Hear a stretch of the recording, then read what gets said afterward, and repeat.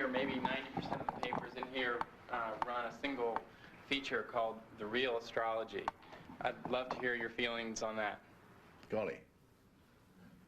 Well, I think it's probably, it's not the most sinister form of current superstition, and we are going to be facing a tsunami of nonsense of this kind as the millennium gets nearer, I think, of Nostradamus recyclings and all kinds of burblings from the beyond and all kinds of that thing. But astrology is, I think, the most feeble-minded of the superstitions, and sinister only in the sense that it's the most solipsistic, just as the religious fool believes that he is the object of God's creation and was created, you know, is so loved and created for purpose, and even supervised all the time. That's how much he counts. And by the way, this is what's known as modesty among Christians. I don't understand it, but I can see why they call themselves a flock, all right. The fact is that it's been discovered a long time ago that not only is the universe not man-centered, it isn't even earth-centered, it isn't even sun-centered. It probably doesn't go around anything very much. You know.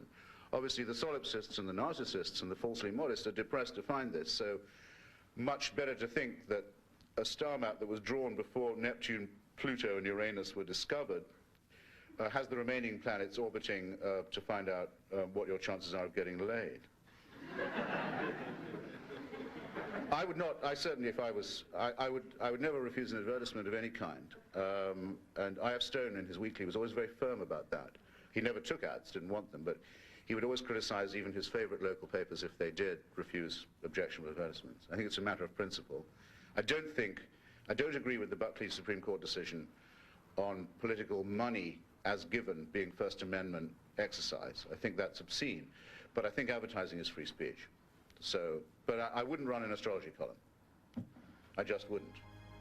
And I remember when the Fleet Street paper where I worked once, for my sins, I've done a lot of work at the yellow end of the trade in my time, and I dare say that it shows.